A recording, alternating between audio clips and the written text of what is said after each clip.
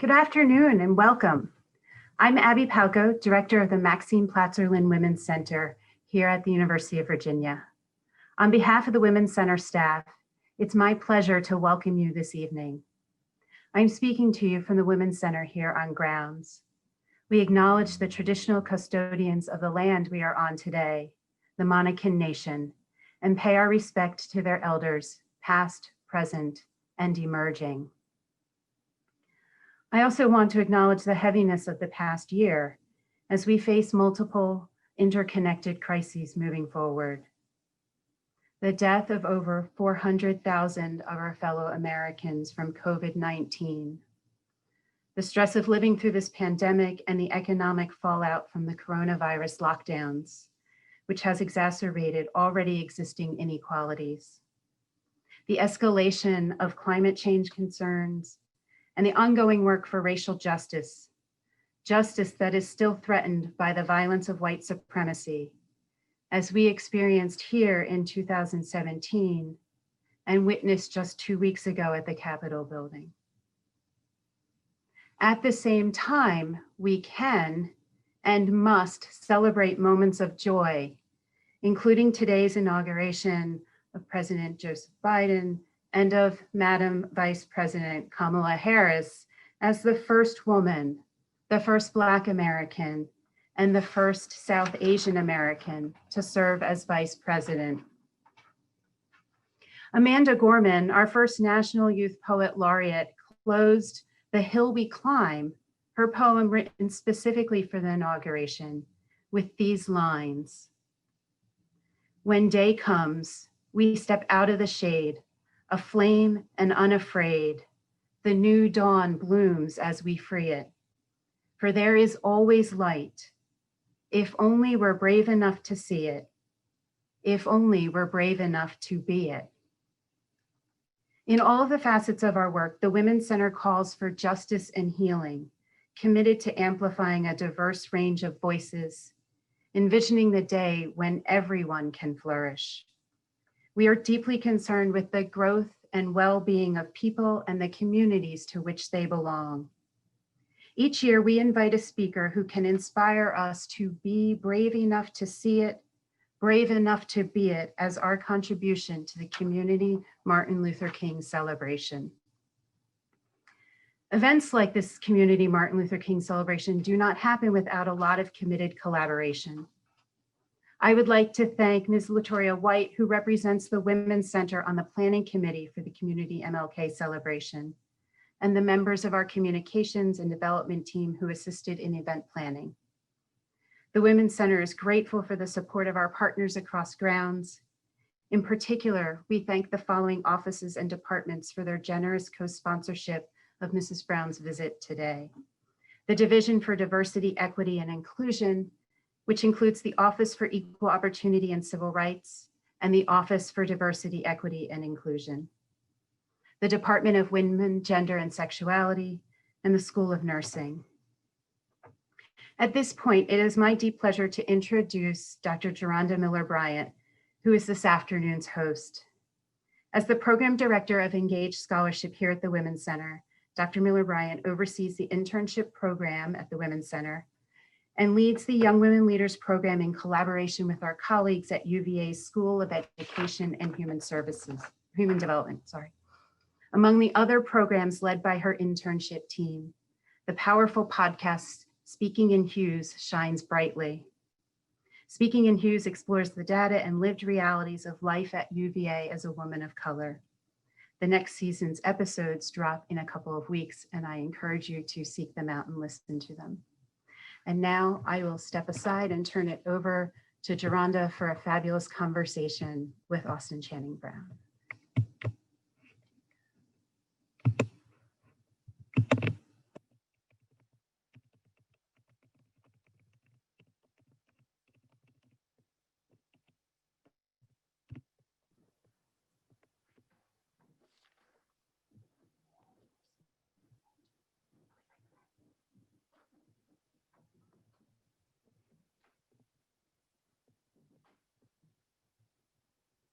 Good evening, everyone.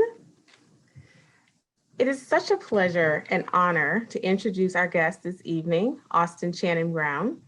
She's a speaker, a writer, and media producer, providing inspired leadership on racial justice in America. She's the author of the New York Times bestselling book, I'm Still Here, Black Dignity in a World Made for Whiteness. In her workshops and lectures, she uses an intentional mix of humor, pop culture, storytelling, and audience engagement to awaken people to the current realities of systemic racism and the everyday actions which allow racism to thrive. Austin is the executive producer of the web series, The Next Question. She creates content that centers the experiences of Black women, dismantling the foundations of white supremacy. Austin has a Bachelor's of Arts in Business Management from North Park University, as well as a Master's in Art and Social Justice from Marygrove College in Detroit. Austin's professional career began in the nonprofit sector, including homelessness, housing, youth engagement, fund development, and church operations.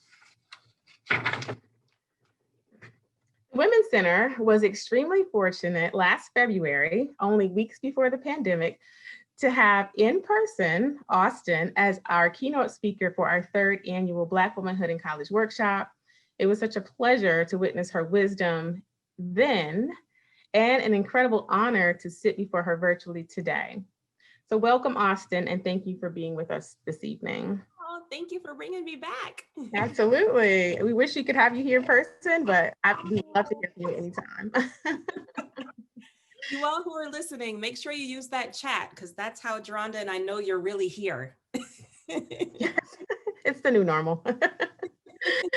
So we want to make sure that we make the most of this very short hour that we have with you. And so I'll begin with our first question. So as Abby alluded to, many of us watched today as the nation witnessed the inauguration in which the new president took office in a time that is rife with discord, right? The focus of today pushed for unity and bringing a country together after many years of division. You've written and you've talked extensively about the concept of unity.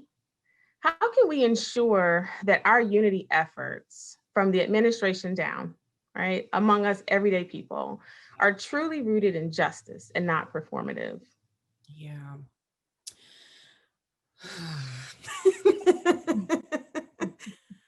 It is so tempting when you have been traumatized, when you have been hurt, when you have been harmed, when you have been scared, to desire anything that resembles peace. Just anything that resembles safety, anything that resembles either going back to or creating a new normal, right? And so it's not surprising that amidst the incredible levels of division that we've had over the last few years, that there would be this national outcry for unity, right? The problem is that unity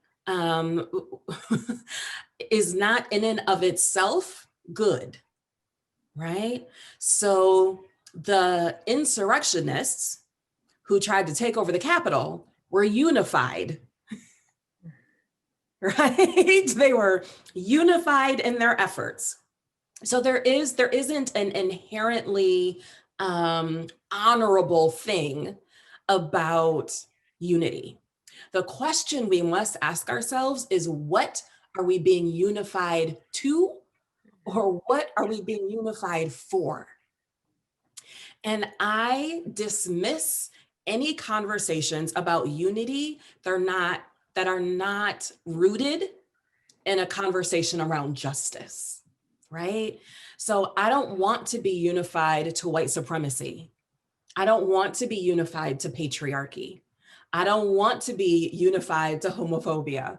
I don't want to be unified to ableist messaging. Those aren't things that I want to be unified with. There is no common ground there, right?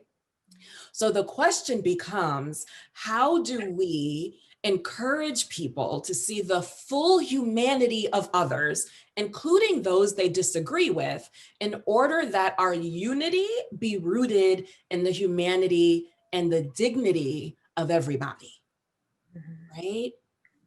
Absolutely. Let me give still a little vague, but let me bring it a little more down to earth, okay? Because I could opine forever, right? So one of the things that we watched happen during the Capitol riot was the police treating all of the insurrectionists with an overwhelming degree of dignity, right? like a wild degree of dignity, right? Here were these officers who were putting their lives in danger. Here were officers who were being struck, who were being hit, who were certainly being jeered at. And yet the police still managed to treat them with dignity, right? To not strike back, to not go tit for tat, to not immediately appear with riot gear and tanks, right? That they somehow managed to still see each individual person as a person. Right. But that is not what we get when it's a Black Lives Matter protest, right? Right. Starkly different. It's starkly different. Mm-hmm. And the desire isn't that white people get treated the same way that Black people get treated, right? The desire isn't that there would be blood all over the Capitol. The desire is that the same way the insurrectionists who were actively committing a crime we could all see on video were being treated with dignity, that Black people also receive that same dignity. Does that make sense? Makes perfect sense. Mm-hmm. That is a unity I can get behind, right? That we are going to treat everybody with dignity. Even if I don't agree with you, right? Even if I don't think you should take over the Capitol, even if I think it was a fair and free election, even if, right? I still don't think your blood should be shed on the Capitol floor, even though you are doing something dangerous to our democracy. Mm-hmm. Right? That is the kind of unity that I am looking for. What policy, what procedure, what legislation can we enact that honors the dignity of everybody as opposed to only honoring the dignity of white folks? Right. Yeah. So we need to come into an agreement about what unity looks like and move in the same direction for all people. That's absolutely. Right. And I was so excited that I jumped right into my questions. And I did want to give you a few minutes to talk a little bit about like your background and the things that you wanted to talk about here today. I've seen you in person and I know how dynamic you are. And I want to give our audience members a taste of Austin without just my questions, because I have a number of questions. Okay. But I'm sure you had some remarks that you wanted to say to open up this discussion on this very timely talk that we're having tonight. Oh my gosh. Well, you're so sweet to ask. I mean, I think all of us are overwhelmed by the moment that is right now, right? This very marked, tremendous moment in American history in which we are living at the intersection that is the work of justice, right? This intersection that acknowledges the trauma and the grief, that acknowledges what is still left undone, that acknowledges the hurt and the harm that has been caused, that acknowledges the number of deaths, the number of people who didn't make it to this day, right? And also desperately wants to celebrate the opportunity for change, right? Desperately wants to celebrate this historic moment and wants to, and how do you do both, right? And if you're like me and you are hoping for even more progressiveness, right? Then how do you also reconcile with that? I love that this is a historic moment and I really wanted more.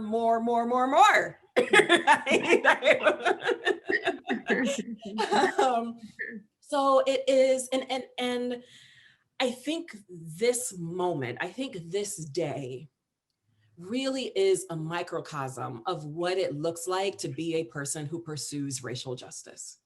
Because this is the moment that we live in all the time, right? Where we are witnesses to the trauma. We are witnesses to the people who didn't make it. We are witnesses to those who died at the hands of the state, who died at the hands of police, who died because they didn't have enough food, who died because they didn't have housing, who suffered under the racial justice issues that we know are alive and well.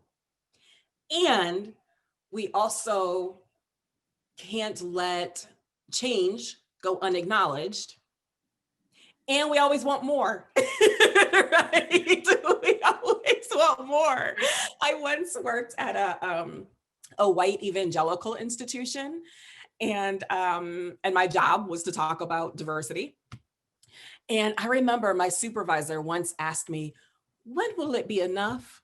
Like when when are you going to sit down at this conference table and just be like, man, this was great. I'm going to go on vacation," right? Like when? The amount of work that needs to be done. I mean, Exactly. a lot that needs to be done. Always aware of how much work is left to do.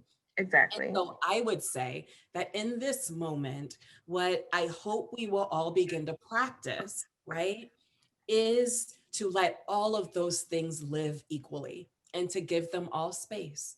We need to have space to grieve and to be angered by the changes that are still needed. It is important that we also find joy and don't lose hope and can acknowledge when change has actually taken place. And it is important that we always want more and that we are unsatisfied. That is simply who we are. We are unsatisfied. And we just need to learn how to hold all of those things together. Absolutely. Very well said. Thank you. I wanted to, you kind of talked a little bit about like the things that we witnessed around racial injustice. We've all seen it play out in the news. People who live in Black bodies have lived it for years, centuries at that point. Right. At this point. So, and also don't have to recount for you or anyone with us today, the year that we've had just this year alone, because we've all lived through it. And we've witnessed a great deal. Some of us have, not some of us, all of us are familiar with Breonna Taylor's and the George Floyd's and the Ahmaud Arbery's and the Trayvon Martins. And there's so many more who've had families and have lost their lives to the injustice that we live in every day. And with the work that you do, my question is, how do you stay engaged with this kind of work when the road just seems so dark? I remember, watching, the news and watching the court cases that play out where people were set free. And you think, well, is there ever going to be a time where we really see justice, where we really see people held accountable? And then those of us who do social justice work, sometimes it can be a little bleak. So how do you stay engaged? How do you stay encouraged with the work that you do towards these measures? I wish I could say that my commitment to justice is a matter of will. It's not. I feel compelled. I feel compelled to do this work. And in some ways, the more bleak things become, the more compelled I become. Because it's assault on our dignity, right? And I feel no need to acquiesce to that. right? I feel like in order to give up and walk away, for me personally, it would require an acquiescence to what is and a giving up to the status quo and saying, you know what, this is all that's ever going to be. It's never, ever going to change. And the way they treat us is the way they treat us. And I'm going to just try and live the best life that I can. And for me, that's unacceptable. It is just unacceptable that all these racial injustices are indignities that we do not deserve as full citizens of the United States of America. And so I feel compelled to say the way you treated Breonna is not just. It's not right, it's not just, and it's not okay, right? The way we treated Ahmaud Arbery is not just, it's not right, and it's not okay. The way we treated George Floyd is not just, it is not right, and it is not okay, you know? And so I think, yeah, I honestly think what I personally probably have to do a better job of is finding ways where I can just be a joyful person. Finding joy in the midst of it all. And not an angry one, because it is very easy for me to access my anger because it's assault on my dignity, right? So I think what I struggle with more is how do I find ways to celebrate Kamala Harris as vice president, right? How do I find ways to turn it off and enjoy my 3-year-old trying to put his little sentences together for the first time, right? How do I turn it off and enjoy intimate time with my partner, right? How do I just eat a burger and fries and a chocolate shake? Like, how do I also begin to live out joy? Not and I have great appreciation for this idea of joy as resistance. That actually helped me access joy, right? But I also want joy just because I'm human, right? Because that's a part of humanity. And you deserve it. I deserve it. I deserve to be joyful and to experience a whole range, right, of human emotion. And so, yeah, that was a really long way of saying that I feel compelled to this work. But yeah, I could probably work on the joyful part. And I think that's there's something to be said about the balance between those two. They don't exist in vacuums. I do love the comment about joy being an act of resistance. And when we frame it that way, we don't feel bad for enjoying. Right, exactly. Because we're still working towards the cause. We're still, right. We are accepting joy as something that we deserve in the midst of Jaronda, that's exactly it. And one of the things that I tell Black women everywhere I go that clearly I need to work on myself is that you are not a mule for racial justice. Mm-hmm.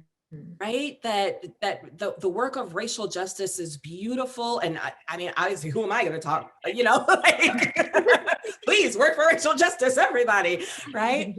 But you're more than your work. You are not just a chess piece, right? Moving around a board for the cause, right? For the struggle, that you are a whole human being who also gets to enjoy cooking or baking or needlework or ice skating or, like whatever it is that brings you joy just because you are. But it's the truth, Jaronda, that my door into joy was still thinking through joy through the lens of the struggle, joy as resistance. Yeah. And one more point on that, we would hope that one day the struggle is over and we can just enjoy our lives freely, right? Right. And that's what I try. Sometimes that is my meditation, right? Mm-hmm. When I start to feel guilty as the Black woman who some of you watching may know that I just bought my first house. My husband and I just bought our first house. And it has his and hers closets, which are now hers and hers closets. Mm-hmm. Hello, somebody. And I turned one of the closets into a dressing room. So there are 2 vanities in there. There is wallpaper with Black girls with little Afro puffs.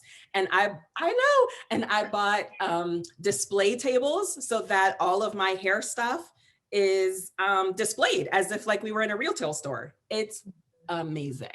Okay. It's amazing. I'm sure it is. And you deserve that.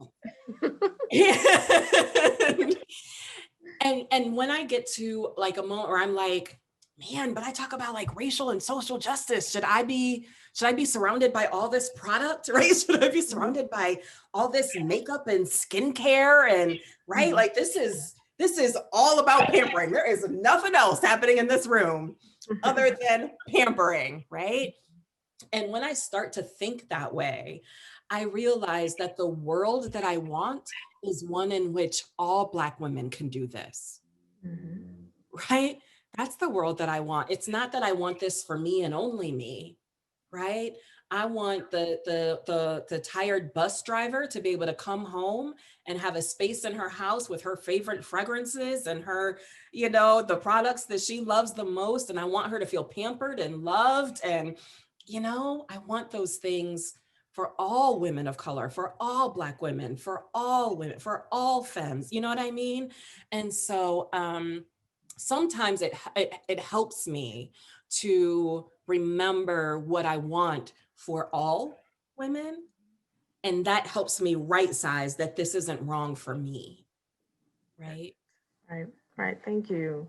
Thank you. And that's encouraging for those of us hearing you talk about your own way of staying in the fight and trying y'all. That is that's very encouraging. But I want to turn our attention to something that you talked about in your book. I will say last year, I can say that now, last year, I think we bought like 40 copies of your book and gave it to,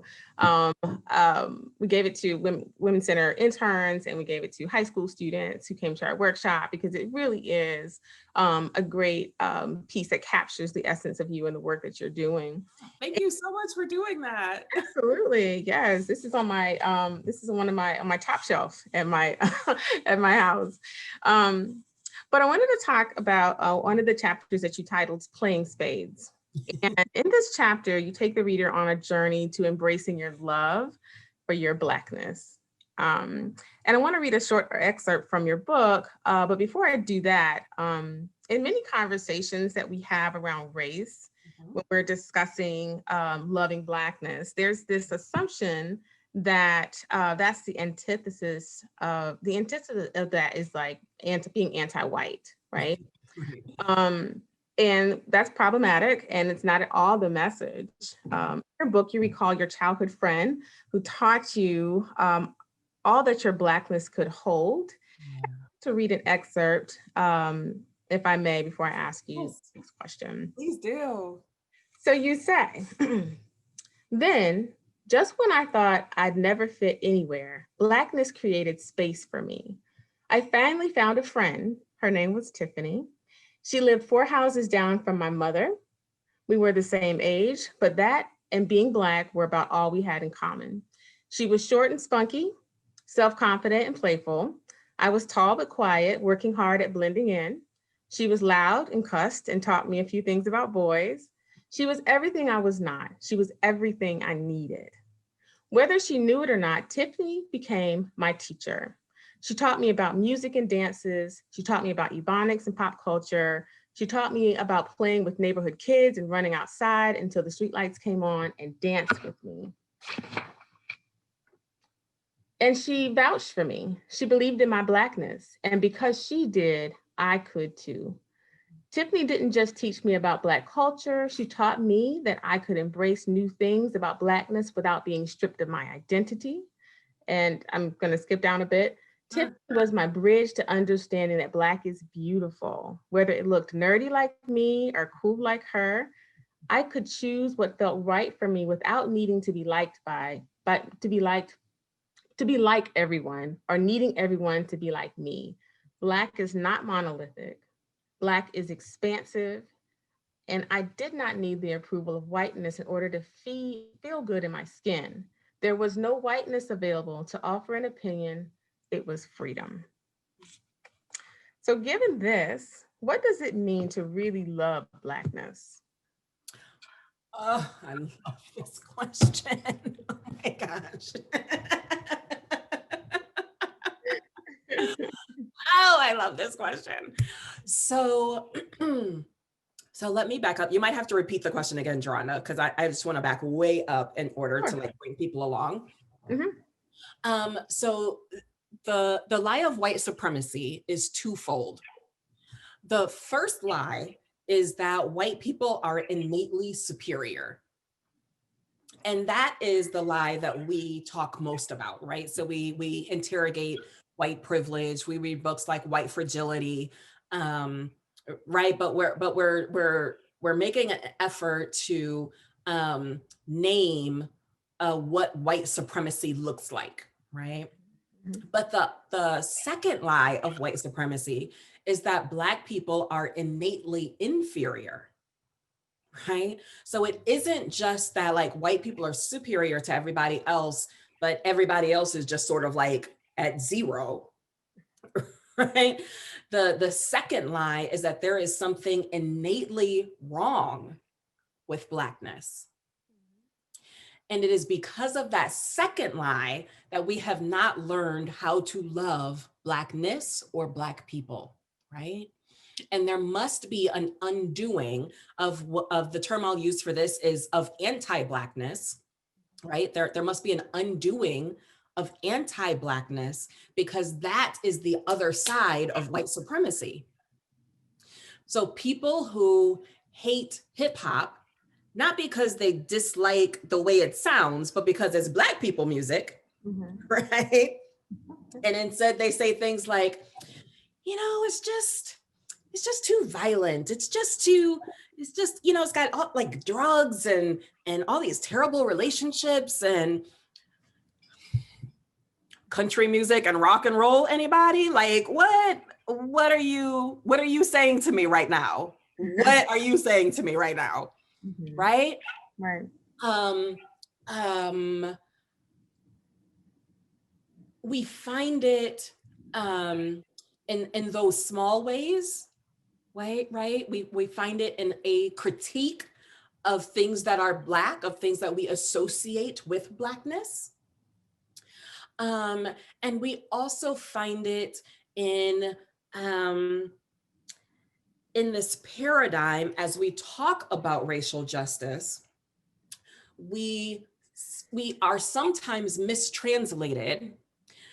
And what people hear when we say Black folks need racial justice, what white folks too often hear is Black people need to change so that they too can experience justice, right? So the hood, right, wouldn't exist. We could fix the hood if Black boys would just pull up their pants. No, boo-boo. No. This is not what it looks like to love Black people, right? What it looks like to love Black people is not to make Black people the reason why racial justice has not yet come. And there's often a onus put on Black people to make the change, do something different, you know, figure out a solution where we're really asking for an understanding so that, you know, justice comes to us and we don't always have to keep fighting for it. And that is inherently anti-Black, right? Because it dismisses white supremacy's systemic role in creating the injustice. And it makes the injustice the fault of Black people, which only reinforces the idea that there is something inherently wrong with us, right? So there is nothing wrong with my hair, right? There is nothing wrong with your hair, Jaronda. What is wrong is that somebody would look at our hair and decide we are incompetent to do a job, right? So the if I can boil it down to one question, right, is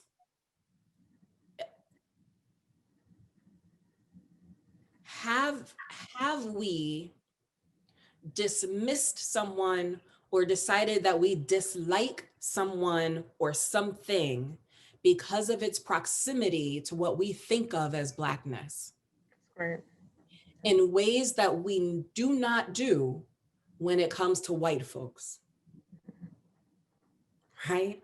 Do you have an example that might fit that that explanation for people Yeah. actually grappling with how does that work?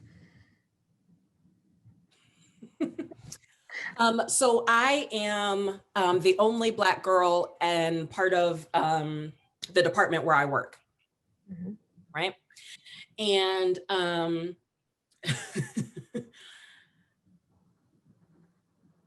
and I get up to do a presentation for my fellow coworkers.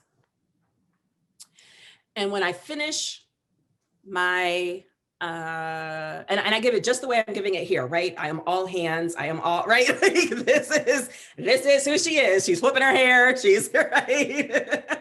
She's making jokes, right? But she's trying to keep the people engaged, right? Mm-hmm.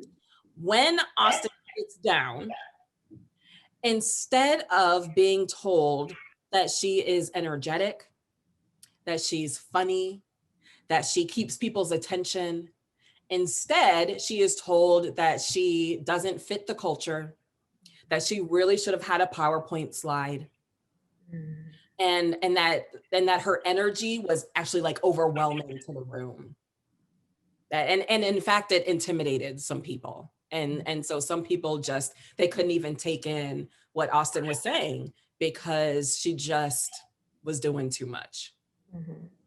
Right? There's a different, and I'm saying this as if I don't know the answer, but there's a different value system that Blackness gets filtered through. And so you don't see it just on its face. We don't see humans first. And that's kind of the way we should be seeing each other. We see each other through these filters. And I think that's a great example. You're interpreted differently than your white counterparts or your white woman counterparts or your, you know, anybody that's not you and living in the skin that you're in. And that's problematic.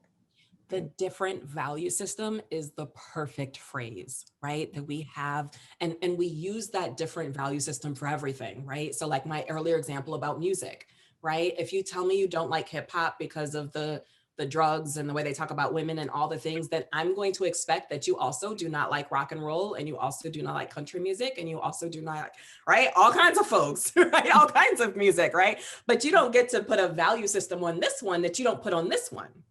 Right. Right. And this happens all the time with people of color in their workplaces, with students of color in the classroom, right? That we get graded on a different scale than the one everybody else is being graded on. And it is grossly unfair. Absolutely. Absolutely. And I want to ask you one more question before I open it up to the audience and questions that they may have. And I will tell you, Austin, this is my favorite question. Because it's I'm ready. Some have been calling 2020 the year of the Black woman. Social media and other platforms. I've heard this kind of filter around. And now we have the iconic Vice President Kamala Harris. We have mayors Lori Lightfoot of Chicago, Keisha Lance Bottoms of Atlanta, Muriel Bowser of DC, and of course my Spelman sister. Hey. Who changed the trajectory of the nation with her work. We all know that there's nothing easy about their plights, and we know that their very presence creates resistance and opposition, right?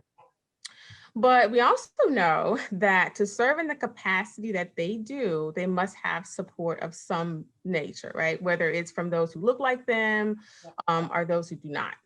And there are countless Black women across the nation who many have.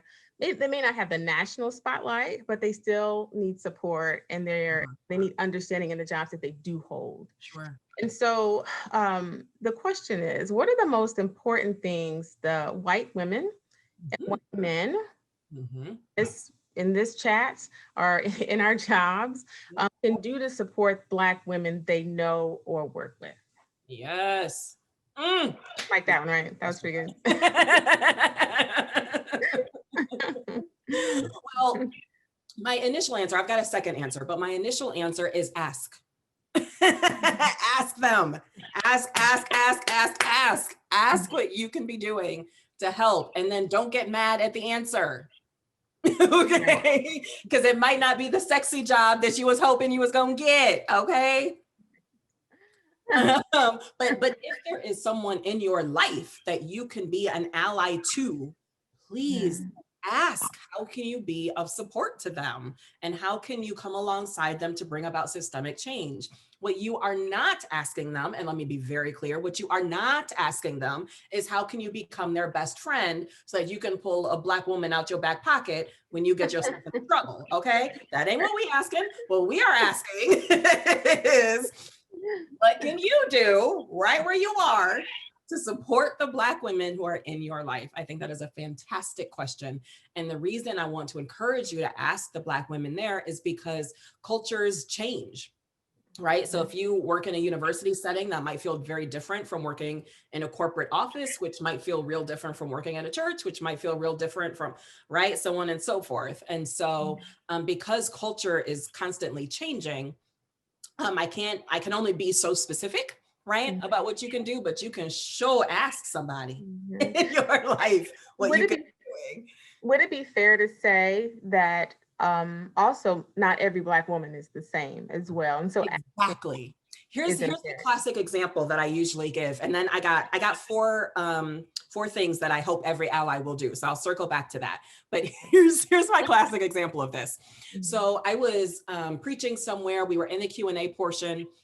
And a white person asked, Austin, when you are on the job, does it ever make you uncomfortable to be referred to like as the Black woman or as a Black woman? I was like, no, I am a Black woman, right? Like I was like, please set the expectation that that's what they're gonna get when I walk through the door, please, right? And 10 minutes later, a Black woman stood up and she said, I don't ever want to be referred to as the Black woman in the room. And I was like, we are supposed to be on the same team. What are you doing to me right now? Right? Like, we are not supposed to be having a disagreement in front of all these white people. What are you doing? Right? And so I had to put away my desire, right, to make her just like me. Right. And I had to really listen to what it was she was saying. Right. And the more she talked, the more I realized, or the more she revealed, that in the workplace where she was in, she was only ever referred to as the Black woman. That was it. She was never the smart one. She was never the creative one. She was never, the intelligent one. She was only ever, oh, are you talking about that Black woman? Right. And because that was her whole identity, eventually she was fired because because nobody would see her. Right. Nobody decided to see her for who she was and for what she brought to the table. Right. And so it made me realize in that moment that this is why it's hard to talk about allyship, because where I was working, I desperately wanted people to realize that I am not white. I ain't going to be white. I ain't going to act right. I don't want to be white. I ain't trying to be white. Right. Like I am a Black woman and that's what you're going to get. But where she worked, she desperately needed somebody to see her as something other than just the Black woman. Right. She needed to also be the creative one, the smart one, so on and so forth. So this is why I give, right? Why it's so important to ask the women around you. But here are my 4 guidelines. I'll go through them really fast so we can get to questions. An ally prioritizes being courageous over being nice. Okay. Too often our allies want to figure out how they can like speak truth to power, but nicely. Right? And I need you to just go in and speak truth to power. Right? Like, I guess if you want to offer them a bottle of water afterwards, you're welcome. But I need you to prioritize being courageous over being nice. Right. The second thing I need you to realize, we've sort of already touched on this one, Jaronda, is that you must realize that I am not the work. So if you get really passionate about racial justice and you take me out to coffee, right? What you are not doing is making me your best friend. I have friends, right? I am not the work, right? So becoming my friend isn't the work of racial justice, right? Is it fair when we feel like someone's making us the work to say, I'm not the work? Can we say that? Listen, you better. You better. Or you have a real problem later on. At some point, it's going to become a problem. Right? At some point, I want to be asked what someone needs to do to help them. That's also exhausting. It's true. It's true. That is exhausting. Terry, where are you? Hi, Terry. Oh, child. Listen, dear white friends. If there is a Black woman in your life that you ain't never talked to, that you have never spoken to, that you have never worked on a project with, if you know that you have stood in her way, if you took a position that she was qualified for, overqualified for, don't you ask that Black woman what you can now do for her. Mm-hmm. Okay? And this is why talking about racial justice really does require nuance in these kinds of conversations, because it's really hard to create guidelines that everybody can follow, no matter what your situation, no matter what your context. You know, you have to exert some wisdom. Okay, you have to exert some wisdom. You have to exert some self-reflection, which white people are not always great at because they don't have to be. Right? So I need you to be self-reflective about what your role has been in the company, in the department, so on and so forth so far. Mm-hmm. All right? If you're just a baby in this injustice and you have probably been actively helping the white supremacy in your office, your first step is not to go talk to a Black woman. Your first step is to think and reflect about what you have been doing and why. What has participating in white supremacy given you? What has it given you on your job? Why you need to do some introspective work. And then you need to start building some credibility that you can even be trusted when a Black woman says, here's how you could do, right? So you need to join some committees, you need to read some books, you need to read a whole lot of books. You need to probably join a group of white folks who are also trying to do the work, because you need a friend who is not a Black woman, you know? Like, there's a million things that can be done. But Black women, befriending women of color is not the work. It's not the work. Right. White allies are always looking for ways to support, fund, assist, or join efforts, right? So this goes with the one that we just said, right? That is what it looks like to actually join the work, is to support, fund, assist, join. In other words, make yourself useful. Make yourself useful, right? Join the committee that probably already exists for this issue, right? Find the department that is already looking at it. Find the research, you know, like just because racial justice is new to you doesn't mean it's new in the place where you work or volunteer or are educated, right? There's probably already committees there, some sort of committee that is trying to solve problems. You need to participate. And then lastly, allies are both teachable and committed. Teachable and committed, that it must remain in a posture of being able to be taught. And if you are so fragile that my hurting your feelings could cause you to decide that you're not going to do racial justice work anymore, don't you walk around here calling yourself no ally. Like, you must be committed. You need to be committed beyond our friendship, committed beyond, you just have to be committed, right? Are you in the work or aren't you? Is this what you are giving your life to or not? And you got to be honest about that. Right. Those are very helpful. And I think they sum up, you know, some directions really nicely. And I want to make sure that we have enough time, because we have about 3 questions. If you all have questions, we have about 7 minutes left. I'm sorry, y'all. No. I mean, we have 3 questions. I'm going to try to condense them a little bit, and hopefully you'll have time to answer them. I have one from Taylor. Mm-hmm. It says, a lot of conversation around racial justice, especially in political and institutional arenas, is focused on reform of structures and policies. Yes. But the vast majority of our systems were specifically designed to be unjust. Mhm. Do you think there is really any amount of quote unquote reform that can achieve justice? Or what deeper changes could we focus on making to recreate our systems to be truly just? Yeah, I have no idea. I have no idea. It's a good question. I wish we had enough data to be able to answer this question. Truth is, I don't know.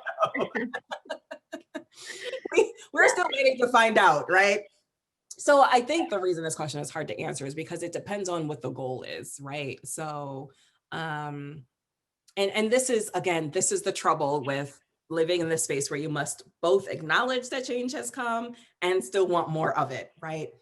So there's no doubt that Black people fighting for entrance into educational spaces was major, right? The fact that Black folks can go to any school, right? That they're not barred from coming because of their color is huge. But that isn't the same thing as Black students receiving the same education that white students receive, even at the same institution, right? So the truth is, I'm not sure whether reform is enough or whether or not we just need to, like, in some ways, burn the whole thing down and start again. But I am really here for the effort, right? And I think those things must be talked about within the department in which you are doing your work, right? So for years, I was a resident director. So I managed a dormitory for 240 18 and 19-year-olds. And it was at a predominantly white college, rather evangelical, pockets of progressivism, but largely conservative. And people are always like, how did you do it? How did you survive? And I'm always like, it was actually one of the best places that I worked. And it's because I ain't have nothing to do with the religion department. I ain't have nothing to do with the science department. I don't know what was happening over there in the cafeteria department, right? Like that didn't have nothing to do with me. I had my own little department where we were committed in and of ourselves to focus on the experiences that students of color were having. And because we worked in the student life department, there was a lot that we could do without needing anybody else's permission, right? To tear down, to reform, to rebuild, to try something new, and to see how it turned out, right? So my question is, what is your goal? What is it that you would like to see change? And who are the people you are working on that change with? Because together you will figure out, does this need to be reformed or do we need to burn it down? That's right. You know what? I think we have, I'm going to try to squeeze the most I can out of these. Do it. I'm not going anywhere. I live here. I'm not going anywhere. I'm going to try to stay on time, but there's this comment in the chat. It wasn't in the official Q&A, but we have about 4 minutes left. I'm going to take 1 minute to wrap up at the end, but I want you to hear this question. Tell me what you think. The respondent says that they identify as white, and they're frequently told that that they're too passionate and they overwhelm people and or intimidate people by being too intense. And this is due to either others being fearful or less energetic. I don't like having to tone down my energy, but I've never thought I've been told that because I'm white. And, you know, we're talking about allies and we're talking about people kind of get your people, like, we know white people need to get their people. So how do you address that when we have people who are willing to stand up in the face of injustice, but then they're being told to be muted? Yeah. So it is, I don't know how to say this nicely, friends, but it's really hard for white people to figure out where they belong in a movement that they didn't create. Black people do this on a regular basis, right? We got to figure out how to navigate a job that has only ever held white people in it. We got to figure out how to navigate institutions that were created with white people in mind. We got to figure out how to, right? Like on a very regular basis, we have to figure out how we fit into a white institution or a white department or a white created thing, right? And it is very rare that white people have to figure out how to fit in a space they did not create. And that can be really, really uncomfortable for white people, because and so often they've never heard the words, you're to this, or you're to that, or you're making us uncomfortable, or you're intimidating us, or you're, right? All the things that we hear on a very regular basis, right? And therefore have to figure out how to navigate, or have to decide to walk away. Or if you're like me, you just get fired. But that's besides the point, right? That you, right? So if you are a white person who is maybe not even new to this work, but is still adjusting to, having to adjust, right? The best I can say is that it is important, one, to listen to the people that you trust in this work. And two, it's important to keep asking questions, right? So in this instance, when someone says, whoa, that is a whole lot of energy, right? Your question should be, can you tell me more? Can you tell me more? Right? Because what that Black woman might be trying to say is that you stole the spotlight from the issue and you made it about you, right? Here we had this great speaker, and then you talked for 20 minutes that our wonderful speaker, like you just like, hello, spotlight always on the issue, not on you, right? And that's just one example, right? But you have to be comfortable with asking more and more and more questions. And the way you do that is by remembering that the work is first, right? The struggle is first. The reason that you are in this is not to make friends, and you will, right? Like you will, but that will be the result of putting this work first, right? It will be the result of wanting what is best for everyone in the room. It will be the result of wanting to move forward issues and not wanting to be a blockade to getting those issues on the table or getting them done, or, right? Mm-hmm. So white people, you have to remember that you are being asked to fulfill a very specific role, and that role may change and it may adjust, and right? But if a Black person is saying, in some way, you're inhibiting the progress of this work, then you must ask more questions about how you might need to adjust your role, your tone, your whatever, in order to make sure that you are using your best efforts to move forward what Black women are trying to accomplish. This isn't about you. It can't be about you. That is an excellent explanation and great guidance hopefully the person who asked that question got some good direction from that. And Austin, you are phenomenal, and it is always a pleasure to talk with you. And I wish we had another hour. I really do. I know. So I want to just say thank you to the audience, those of you who are here. Thank you so much for attending this event hosted by the Women's Center as we celebrate the life and the work of our beloved Dr. Martin Luther King. I want to thank everyone that has been here tonight. Please stay tuned in your inboxes for a post-event email that's going to come from the Women's Center. And if you haven't already, I encourage you to purchase Austin's book. You can get it from the UVA bookstore or from your local retailer. And again, Austin, it's so wonderful to have you. Thank you so much for your time. Thank you so much for your insight. I've gotten a ton of comments about your approach and your down-to-earth personality and your ability to reach people. So thank you for that. And for all of you all, thank you for joining us.